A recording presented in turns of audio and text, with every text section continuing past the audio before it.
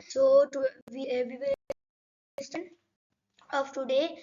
I hope you can see my screen. I am sharing the screen.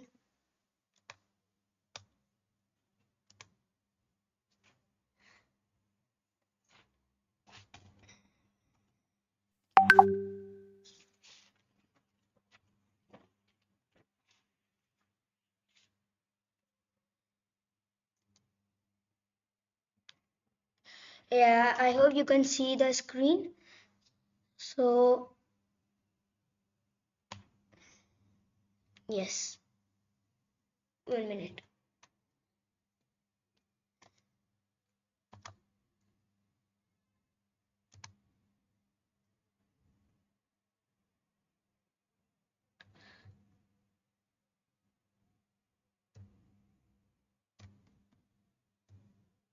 Yes. So today, as you know that I have told you so many things all about Edwin Hubble and George Lemaitre. So today we will learn some important facts and how the universe was created.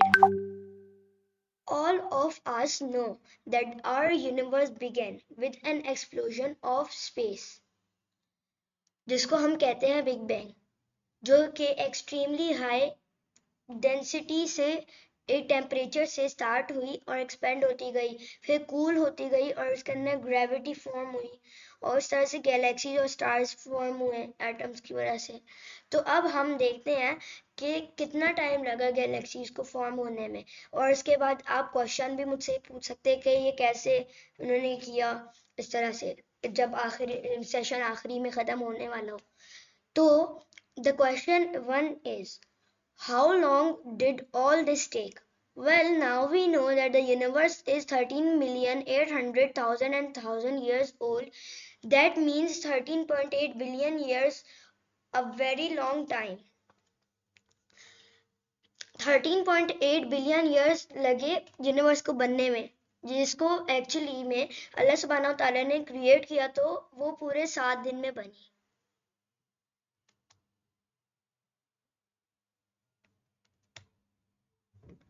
A hot tiny beginning is where we will learn all the things that how the black holes, planets, asteroids and comets formed. When the universe began, it was just a tiny hot particle mixed with light and energy, जिसका मतलब यह है कि जो एक particle था छोटा सा, जो कि बहुत हॉट था और वो लाइट और एनर्जी के साथ मिक्स था।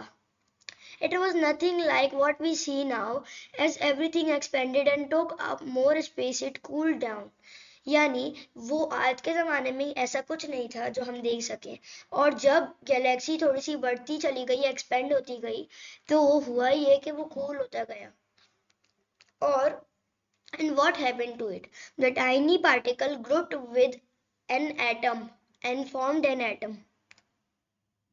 Then those atoms grouped together over lots of times. Atoms came together to form stars, galaxies, and the first star created bigger atoms and group of atoms that led to more stars being born.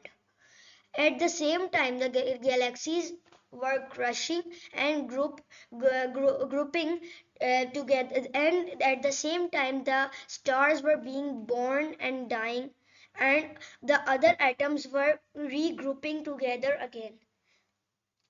As this was going on since so long, the asteroids, comets, planets, black holes formed. I hope आप लोग को समझ आ गया हो। इसका मतलब ये है कि जो स्टार्स थे, जैसा मैंने आप लोगों को बताया था कि स्टार्स को ने मदद की थी जो एटम्स की बनने में, तो जो है वो फिर गैलेक्सीज उनको क्रश करती गई इस तरह से, और फिर ये ब्लैक होल्स, एस्ट्रॉइड्स और प्लैनेट्स फॉर्म्ड हुए, ये सारी चीजें। अच्छा, ये है एक reference. Dear brothers and sisters, what is the origin of universe and life? Do the unbelievers not realize that the heavens and the earth used to be one solid mess that we exploded into existence, and from water we made all living things?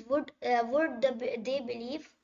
ये कुरान की 21 आयत है और ये मैंने अभी आप लोगों को पढ़ के सुनाई है। तो अभी डिसबिलीवर्स का भी छोड़ देते हैं और ये भी छोड़ देते हैं कि हम लोग बने कैसे थे पानी से। हम अभी ये देखते हैं कि यहाँ पे लिखा हुआ है, in this paragraph it is clearly mentioned the word exploded. Here it is written, here exploded into existence. So this means that उन्होंने एक्सप्लोड करके बिग बैंग किसी भी तरीके से एक्सप्लोड करके उस मैस को बनाया, अर्थ और हेवंस को भी अच्छी तरीके से फॉर्म में लाए।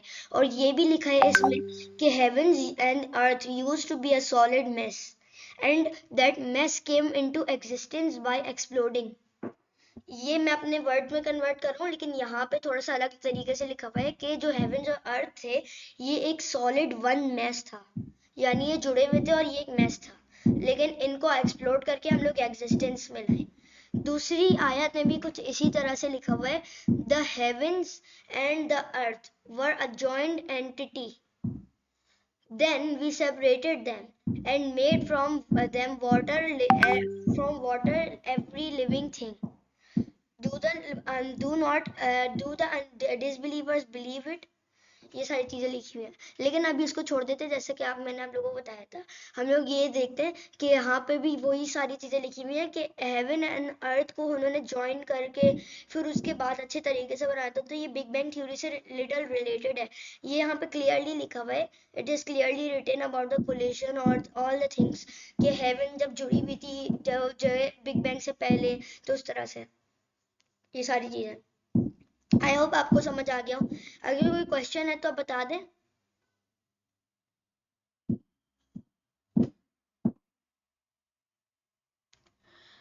अच्छा, मैं आगे चलता हूँ, फिर क्वेश्चंस करेंगे आखिर में। Should the Muslims relay on big bang? जैसे कि मैंने आप लोगों को बताया था कल भी, यू आर रेजिंग हैंड, आपको अगर कुछ कहना है तो आप बता दें।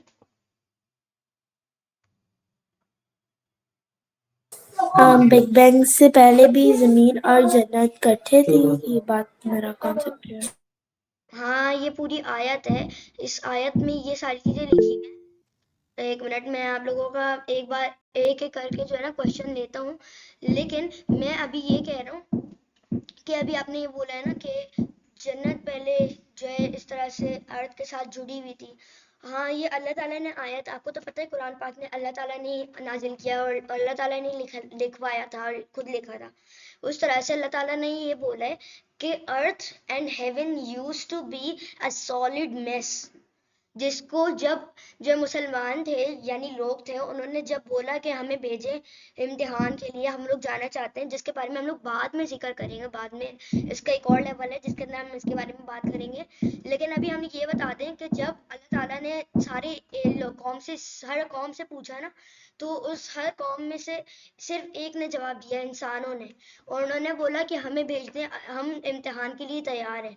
तो उसके लिए अल्लाह ताला ने दो दो जो अभी हम लोग देखते हैं, दो जो बिल्कुल सही सलामत चीजें बनी हुई हैं, जिसको हम लोग कहते हैं एक सॉलिड मैस, जो अल्लाह ताला ने भी बोला है, that one solid mess, the heaven and earth were joined together and were a solid mess, and then we exploded them to make। इस तरह से उन्होंने ये बताया अल्लाह ताला ने कि ये एक ही जो है हिस्सा था, मैस था ये बहुत बड़ा, लेकिन इसको एक्सप्लोड करके किसी तरह से हुआ ये है कि जो है ना, इसको एक्सप्लोड करके अर्थ और हेवंस बनाई गई हैं। तो एक्सप्लोड तो बिग बैंग से रिलेटेड होगा ना, क्योंकि एक्सप्लोड जब आता है तो यही पता चलता है कि किसी तरह से या तो बम फटा है, और उस वक्त के ज़माने में बम तो था ही नहीं, और ना किसी को फाड़ने का शौक था, और ना कोई इंसान उस वक्त था। इसीलिए हम लोग ये कह सकते हैं कि ये भी बिग बैंग है। लेकिन अभी मैं आपको उसका साफ सबूत भी बता देता हूँ। अगर और किसी का कोई क्वेश्चन है तो आप बता दें, फिर आगे चलेंगे।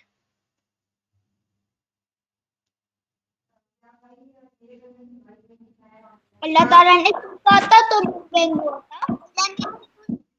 Can you repeat again? Allah ताला ने कुन कहा था तो बिग बैंग हुआ था। अल्लाह ताला जब कुन कहते हैं ना, मेरी मम्मा ने सिखाया मुझे ये, जब अल्लाह ताला कुन कहते हैं तो वो जो चीज जिस पर वो कुन कह रहे होते हैं ना, वो सारी चीजें हो जाती है वो खुद ब खुद।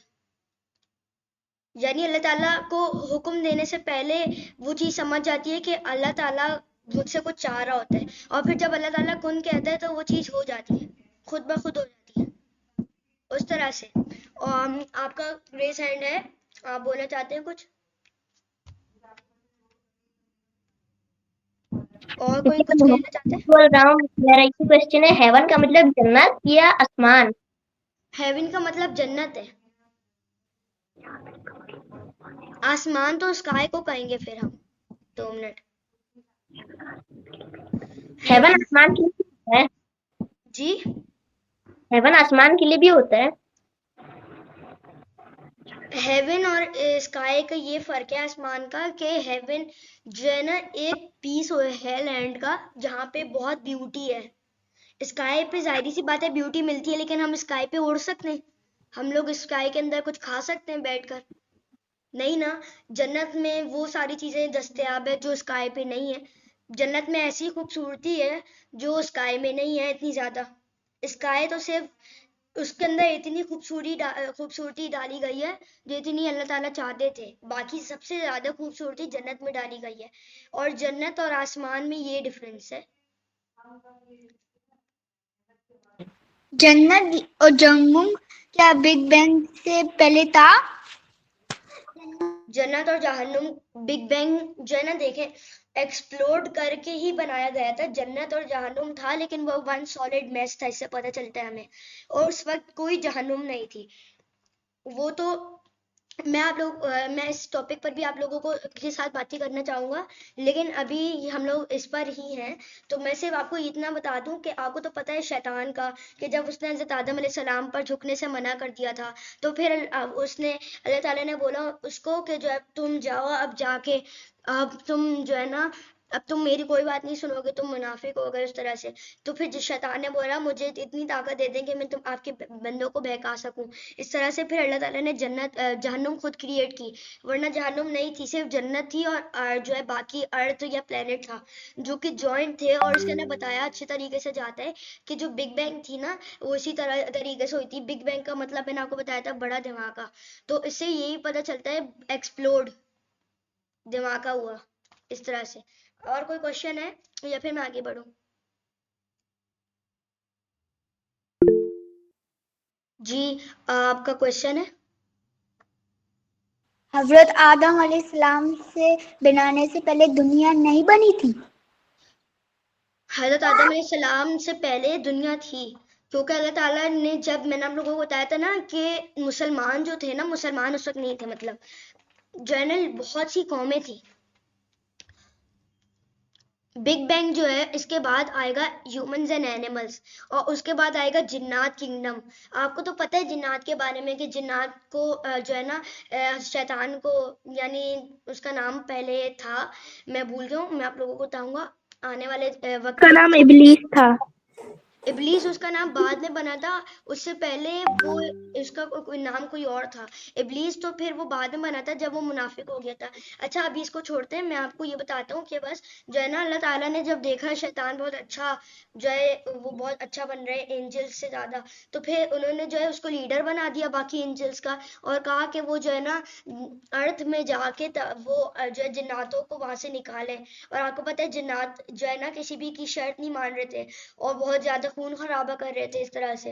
तो फिर इनका खात्मा हुआ था इस तरह से, लेकिन अभी भी जिन्नात हैं।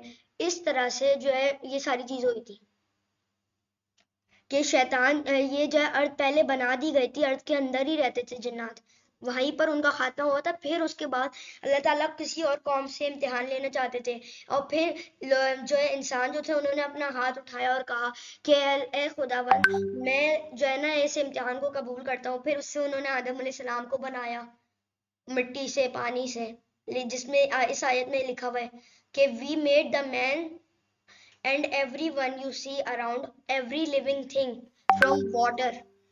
और कई कई जगहों पे सैंड का भी इस्तेमाल नाम लिया जाता है इस तरह से। और कोई क्वेश्चन है?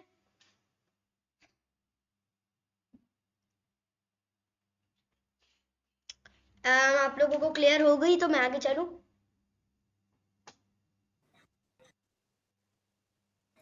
जी। ठीक है, फिर मैं आगे चलता हूँ। जो है ना, मैं जो है सेशन कर रहा था थर्सडे को। आप लोगों को शायद पता हो कि मेरा थर्सडे का भी सेशन होता है और फ्राइडे का भी।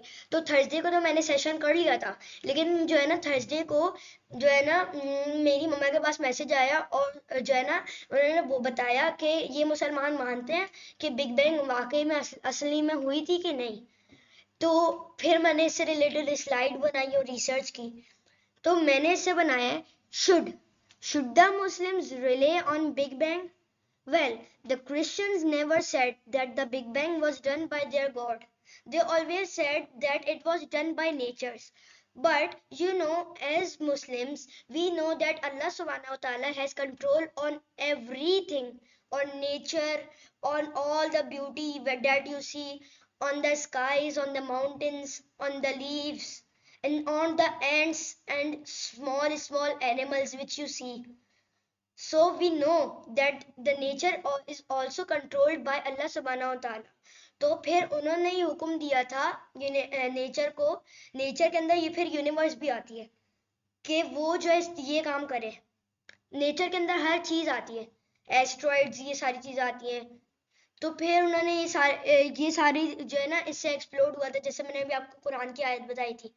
तो जो है फिर जो है इससे बिग बैंग हुई थी। लेकिन हम बिग बैंग को नहीं मानते, हम ऐसे भी कह सकते हैं the universe creation by the creator, इस तरह से भी कह सकते हैं। इसका मतलब ये है कि जो यूनिवर्स है वो उसकी क्रिएशन है, क्रिएटर से हुई।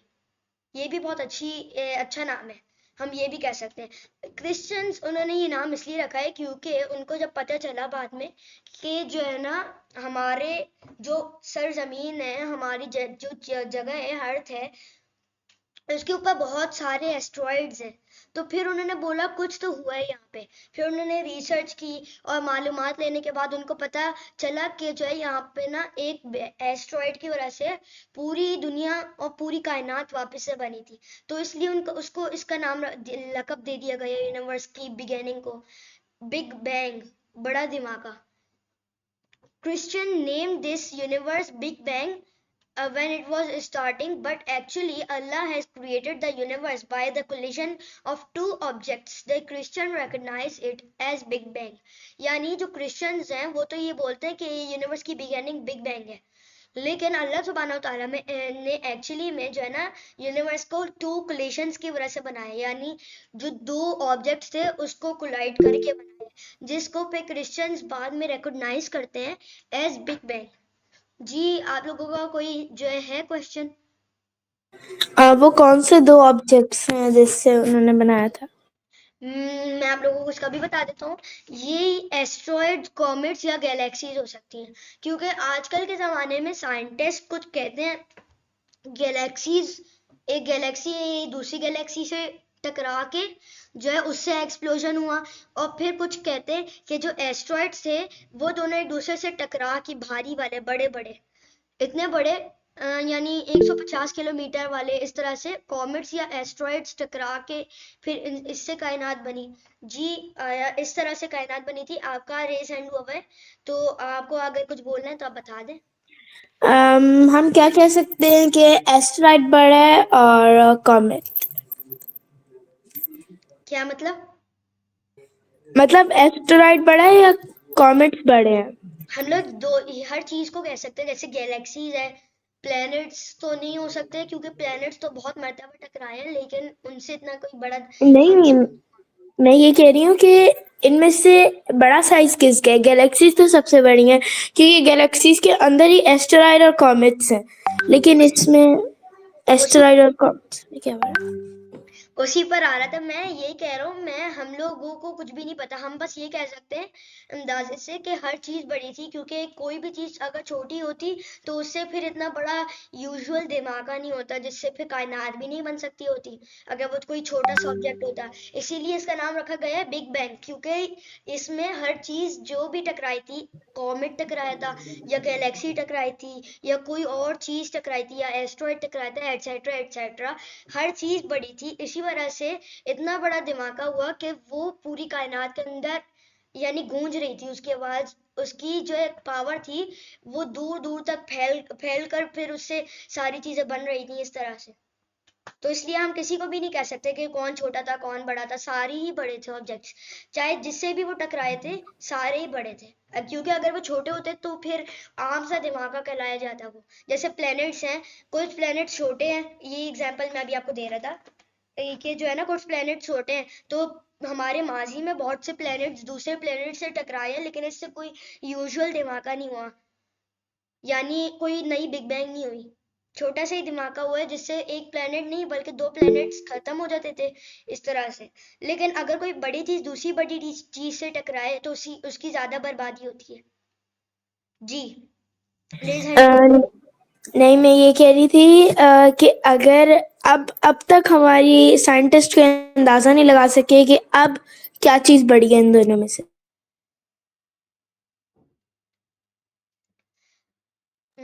मैं कुछ समझ नहीं सका। मैं ये कह रहा हूँ कि साइंटिस्ट ने यही कहा है कि हर चीज बड़ी है, कोई चीज छोटी नहीं है। क्योंकि अगर अच्छा, आप ये कहना चाह रही हैं कि एस्ट्रॉइड्स बड़े या कॉमेट्स बड़े ज्यादा? जी, मैं यही कह रही हूँ। डिस्क्रिमिनेट करिए, सॉरी मैं समझ नहीं सका था थोड़ा सा।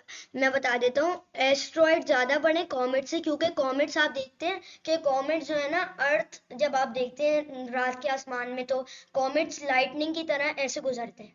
आप अगर मुझे देख सकते तो वो इस तरह से गुजरते हैं, लाइट की जी, स्पीड से ट्रेवल करते हैं। और आपको तो पता है कि जब हम ज्यादा खाते हैं तो ज्यादा चल नहीं पाते, तो इसी से हम अंदाजा लगा सकते हैं कि अगर ज्यादा बड़ी चीज होगी तो वो ज्यादा हल्की जाएगी लेकिन उसकी तबाही ज्यादा होगी। लेकिन अगर जो छोटी चीज होगी वो तेजी से जाएगी। तो साइंटिस्ट ने ये डिस्क्रिमिनेट किया है कि गैलेक्सी ज्यादा बड़ी हैं, लेकिन उससे सेकेंडली जैसे देखें, फर्स्ट नंबर पे जो है गैलेक्सीज आती हैं बड़ी, जो सबसे बड़ी हैं। सेकंड नंबर पे आते हैं एस्ट्रॉइड्स और थर्ड नंबर पे कॉमेट्स। कॉमेट्स की भी तबाही होती है लेकिन इतनी ज्यादा नहीं होती, होती है क्योंकि जो है ना वो बहुत तेजी से आते हैं इसलिए उसकी तबाही होती है। लेकिन एस्ट्रॉइड्स की ज्यादा तबाही होती है क्योंकि अगर वो तेजी से ना भी जाएं तो उनका बड़ा कद ये बता देगा कि वो किस चीज को क्रश करेंगे और वो बच भी पाएगी कि नहीं। अब ठीक समझ है, आया? Thank you. जी, थैंक यू। अच्छा, और किसी का कोई क्वेश्चन है?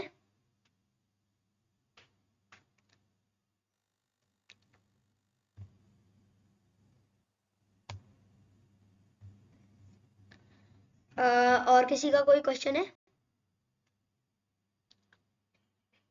अच्छा नो। मैं जी no.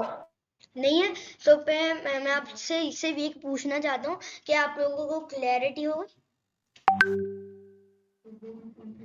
Is there any confusion?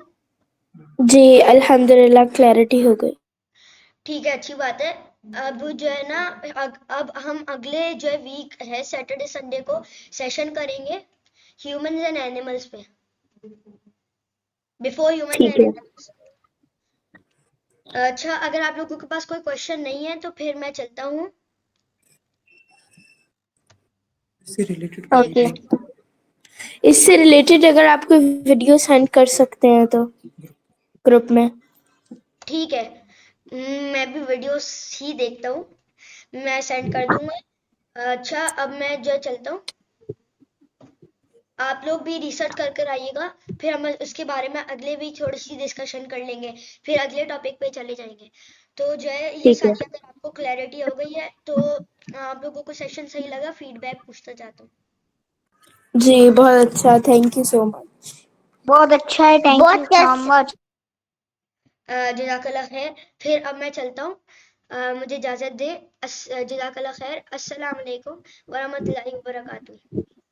वालेकुम आप सब अस्सलाम। अपना ख्याल अल्लाह हाफ़िज़। रखिएगा। अल्लाह हाफिज।